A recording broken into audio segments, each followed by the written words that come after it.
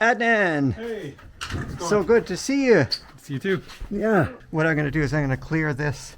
So what I've done in the past is gone through so everyone's on the same page with respect to like what comparametrics is, why people what you can determine from the actual images. So giving an example of just you get a Q.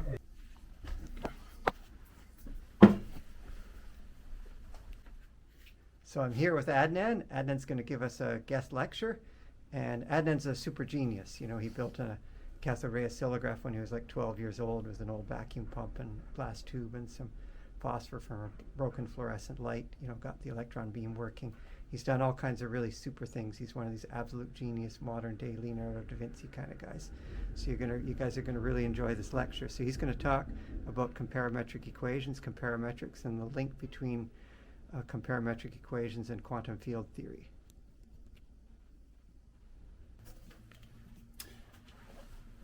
So to start off, we should probably discuss what a camera is and what the response function of a camera is and why we would want to compare multiple reads of a camera. So if we draw a camera like this, we have some light coming in, which we'll call Q, and our camera has some kind of response function to that light coming in, which we call F. So what we get is a function of that light coming in, f of q. Now, if we have the same scene and maybe the same camera, but we let the exposure go twice as long, we might get, some multiple, kq. And our camera response is going to be f of kq. So if we consider this as a single pixel, we end up with something like this, where we don't know necessarily what q is. We do know what k is. So if we plot f of q versus f of kq, then we're going to find that based on first reading versus second reading, we get a point in this space. Now, f, a sensible f, should be semi-monotonic. And the reason for that is that you really want a camera that gives you a bigger number the more light that comes in. If it doesn't do that, well, then there's something probably wrong. So if k is above 1, this would be the line where it would be f of q versus f of q. You expect most of the data points to be up here. Now, because of noise, some of them might be below. But if we repeat this experiment over and over again in different lighting conditions, we get some scatter of plot of points, which looks something like that. And if we take millions of points, so we're using, say, a single pixel Q, but we could use the entire array. So a modern camera, a 4K camera, you're going to get lots and lots of data in here. And if you average over many, many frames, it's basically a continuous space. So this f being semi-monotonic means that f inverse exists. And if f inverse exists, well, now suddenly we've got a way to combine these readings. Why is that? Well, to do that, we need a few little helpers here. So one is that x of x is equal to the limit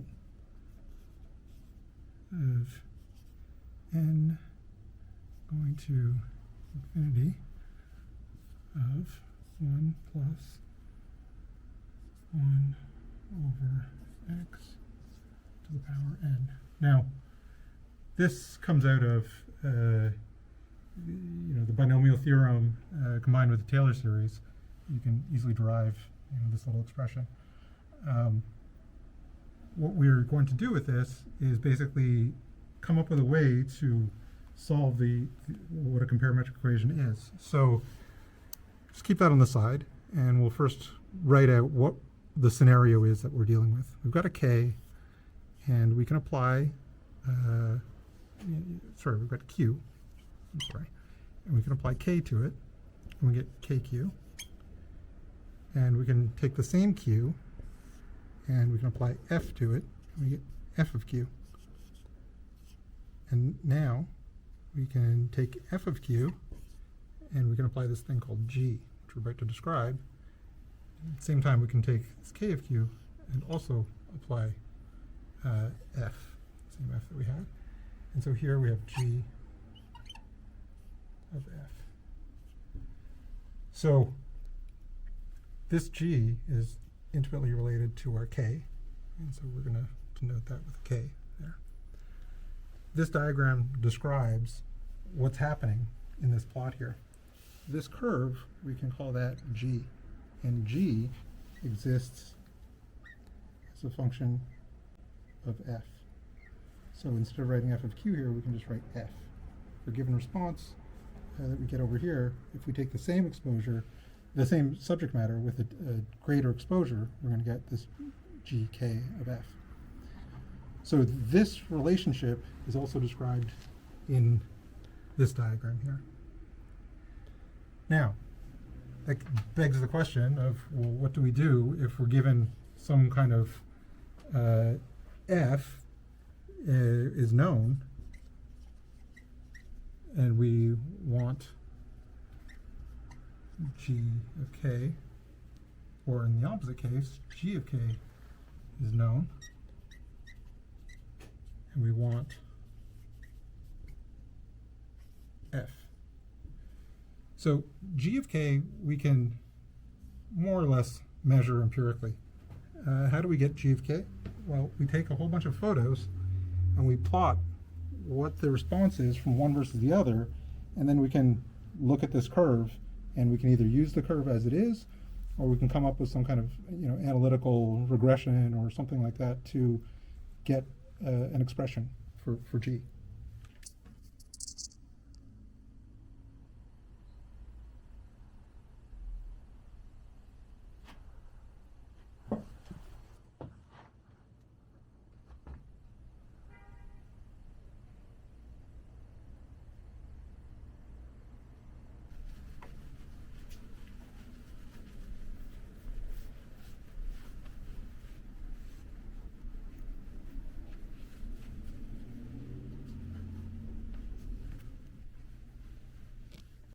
Okay, so before we proceed, we should probably write down a couple of handy things.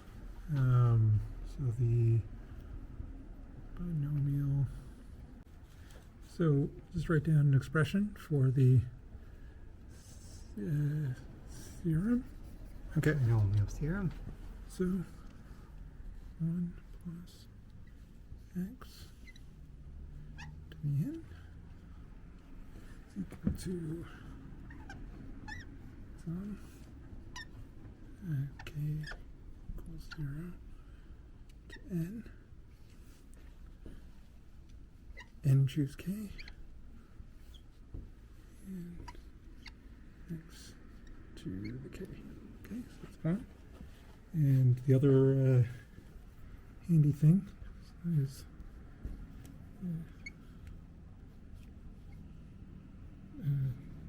Taylor series. So this is an expansion of continuous function f of x. So step down, n equals 0 to infinity f of a factorial and x minus a n. So we've got the basic comparametric equation is g for some k of f equals f of k q. And now we may be given f, that is, we know the camera response function, and we want to figure out what the relationship is between other camera responses, or we have g and we try and derive f. So as we discussed earlier, you can empirically measure G by plotting f of q versus f of kq, which can easily be found by just taking pictures with your camera. So once you have that curve, now you've got some G. Now you might want to just derive what is f of q on its own. So sometimes you might call these hats. You put these hats on there, indicating that hey, those are actual samples, and so this is say a G hat is from something that you've sampled from a camera, as opposed to an analytical sort of expression for it. But the problem still stands that it can go either way. We want to know if we're given an f, how do we derive a G, and if we're given a G, how do we derive an f? So just erase this and go through an example. Yep.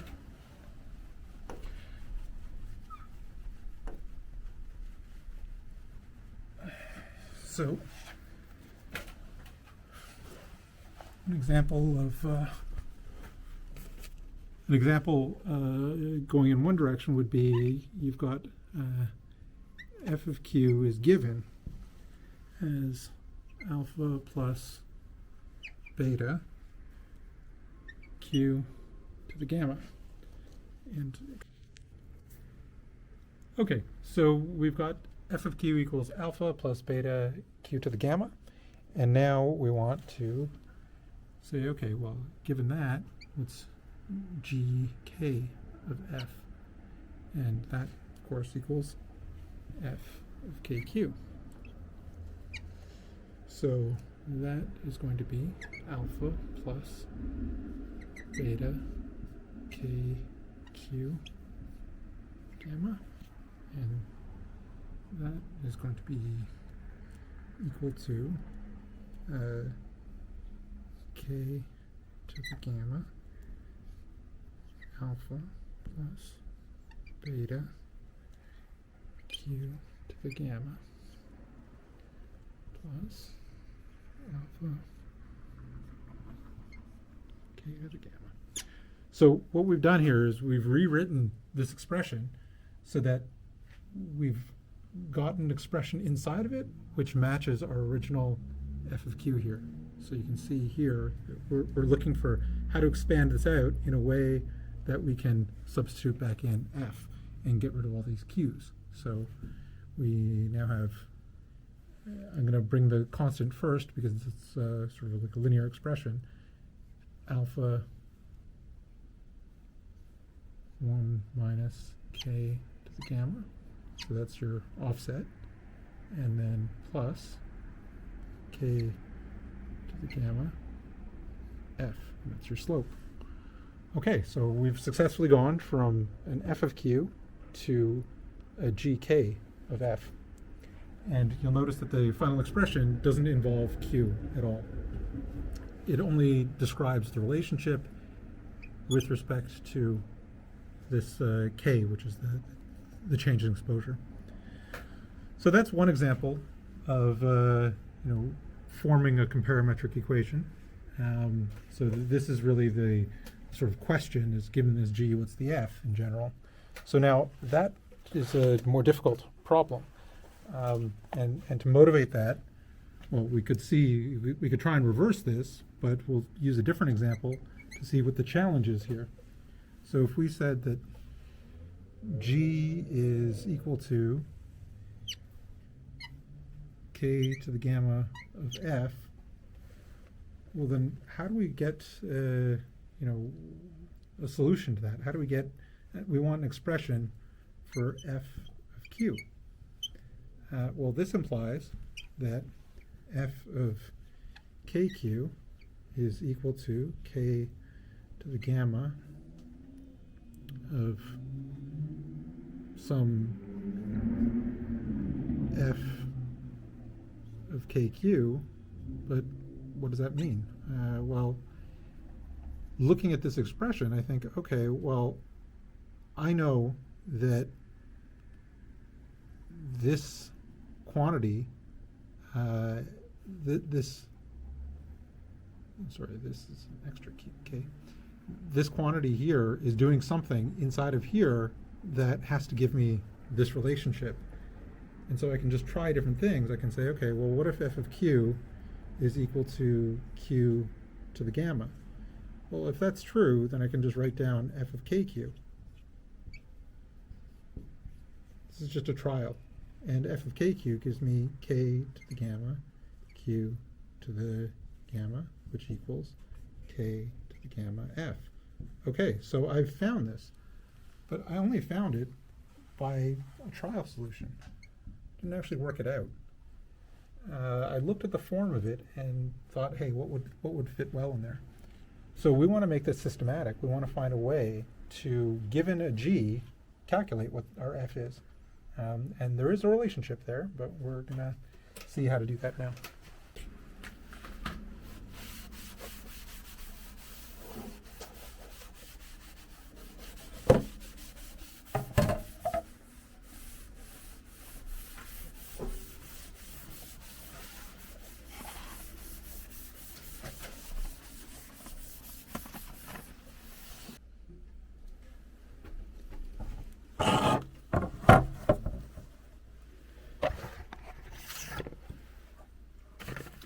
Okay, so let's take a closer look at the expression f of kq.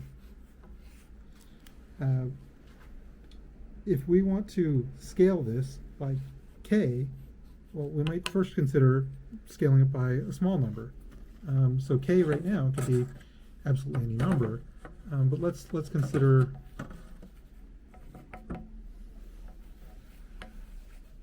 some epsilon, which is small.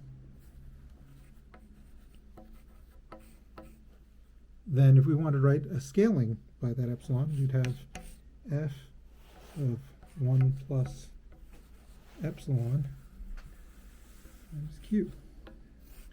And that's approximately equal to f of q plus epsilon q.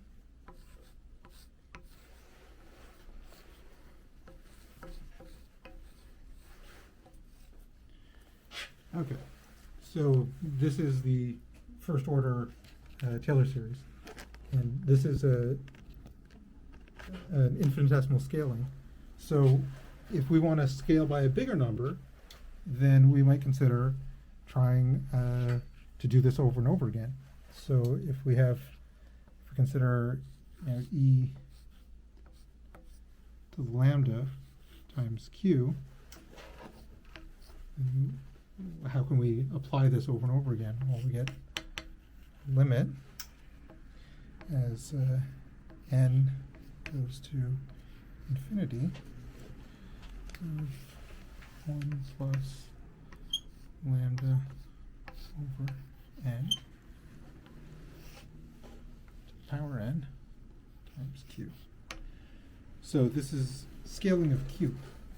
And now, if we want to apply this equation repeatedly, then we get f e to the lambda q is going to be equal to the limit as n goes to infinity of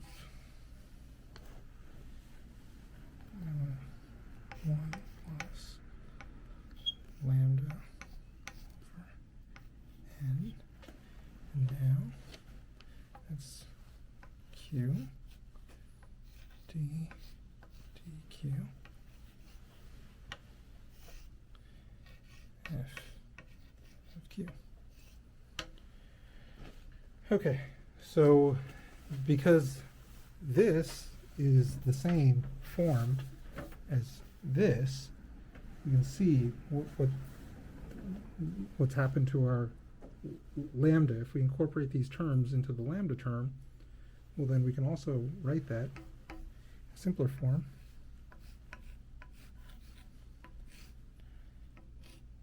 Lambda q d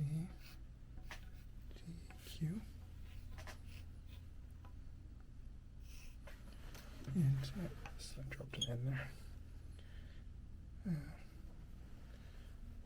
Yeah. Times Q. Okay.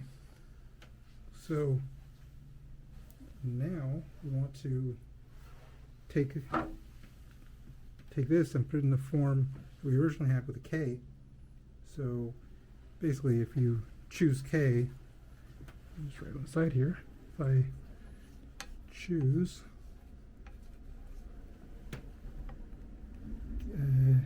well, k is equal to e to lambda, which means lambda is equal to log k. Right? Then we can put these in the same space, the same parameter space as that one. Should I? Need a rag. And where's the Of x. So this is Taylor series about a. So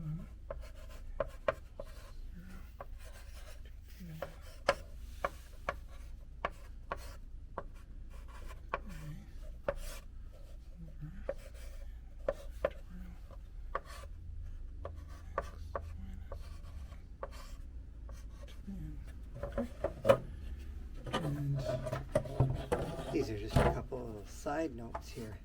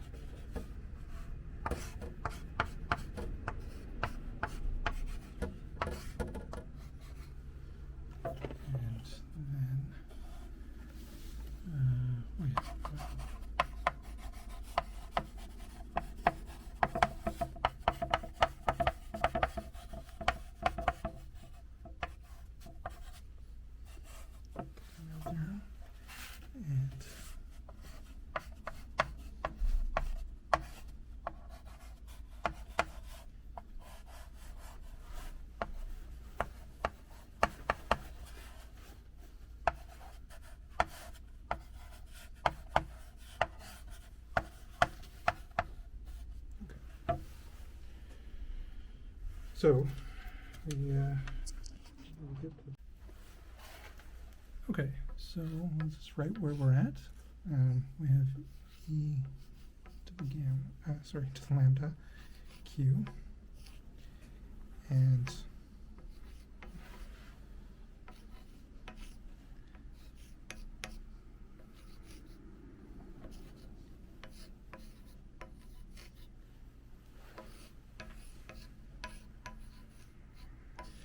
so I want to discuss for a minute what this means when you've got an exponential inside of an exponent.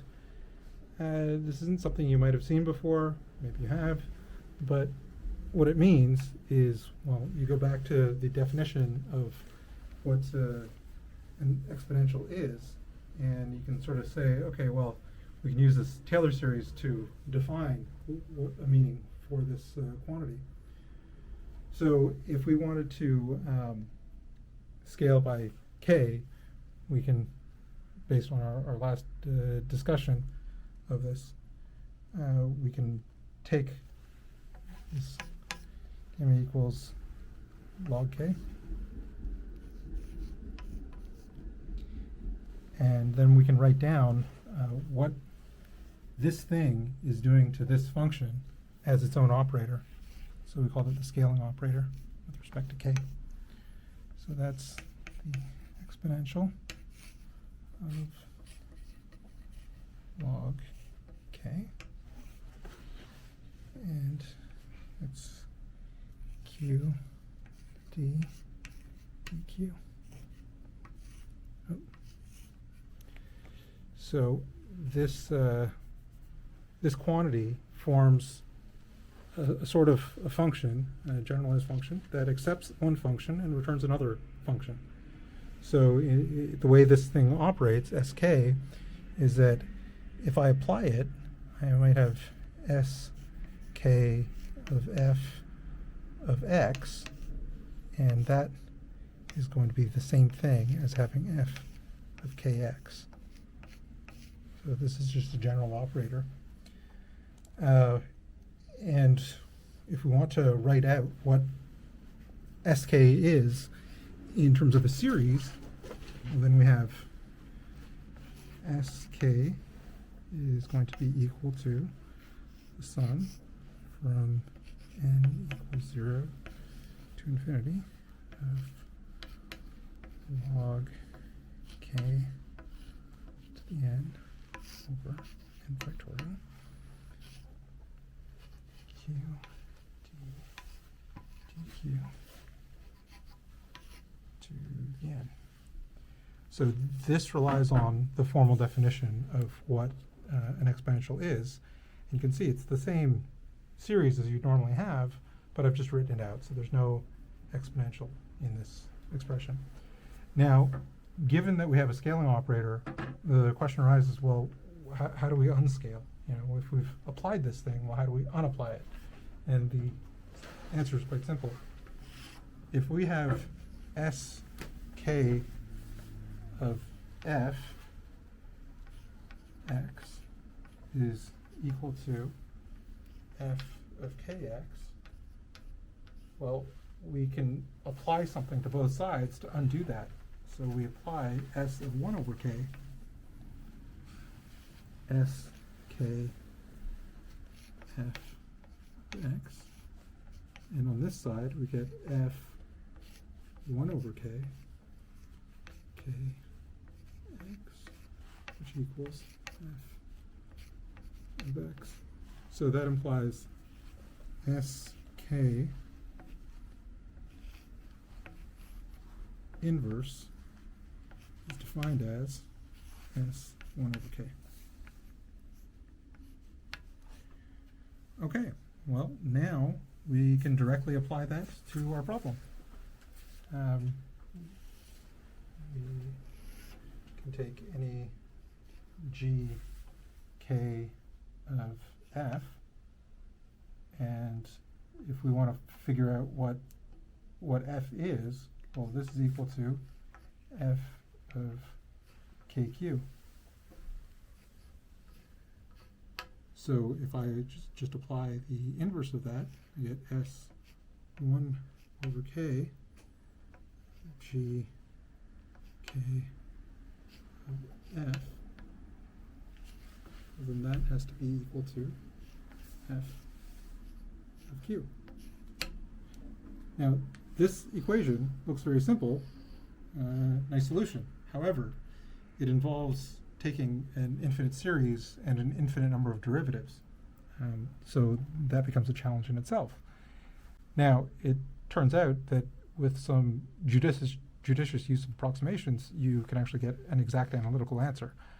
How that works is this statement is true for all k. And if it's true for all k, well, we could trivially say, okay, well, let's choose k equal to 1. The problem with choosing k equal to 1 is that then the dynamics of g collapse. So we have to choose something that's just off of 1 so that we actually have a sensible statement there. And if we choose a small k, then we can actually expand this out in terms of that k equals 1 plus some epsilon, and you know, actually solve the problem analytically. So the desk. Right.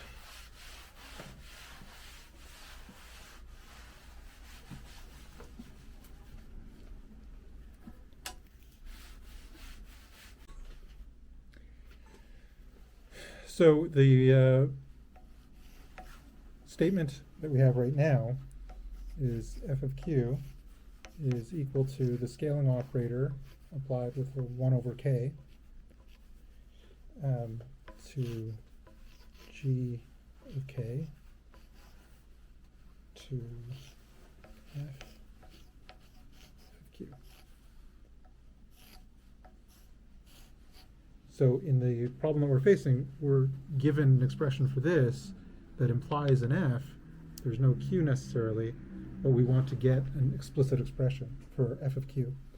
And as I mentioned, the scaling operator, if you apply directly, it leads to an infinite series with an infinite number of derivatives.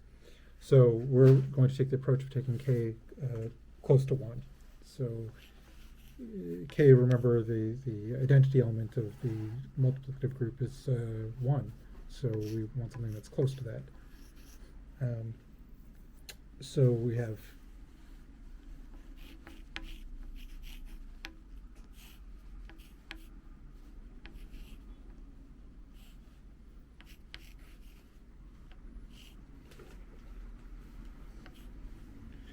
so the negative comes in because the k is 1 over. Here we have a 1 over k, and so that reflects as a negative.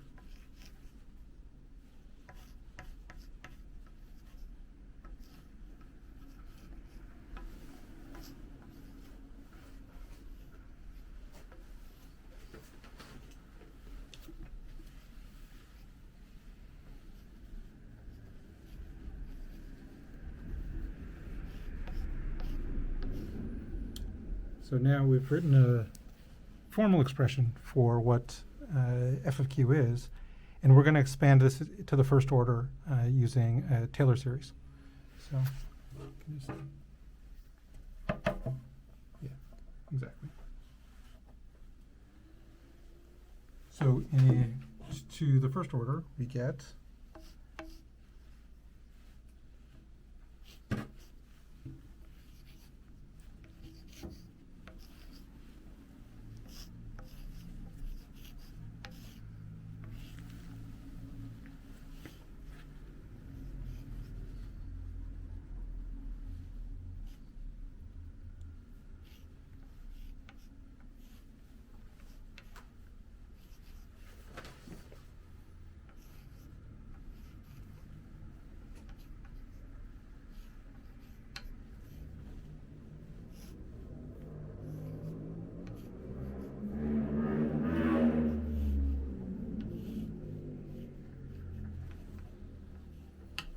So you notice here there's a change of variables from d dq to dk, d dk. And you can see that the change of variable is valid because our k, which is 1 plus epsilon, is multiplied by q. So the relationship between them is linear. So we can just do a change of variables here. So now this is true for all possible values of k. So we've chosen to evaluate at the simplest one possible. And this captures the actual dynamic between g and f. And so if we evaluate this at k equals to 1, then we can rearrange it and write a simple differential equation.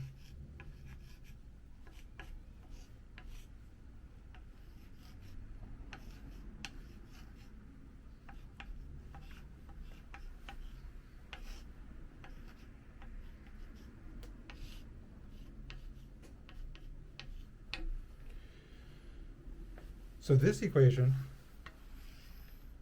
can actually be derived directly from the first statement that we had, which was f of kq is equal to g k of f. So this was our starting point, and if you look at it, you realize, well, if I take a derivative and just sort out the derivatives on one side with my k on here, do a simple change of variables on this side, and I take the total derivative on this side, well, then I end up with the same expression. And the expression is valid for any k, but we want f of q on this side. So we choose k equal to 1, and we get the same expression.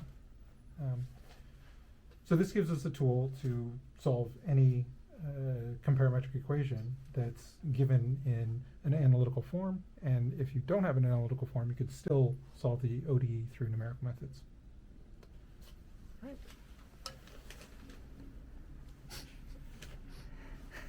Right. Excellent. Okay. That was great. Great.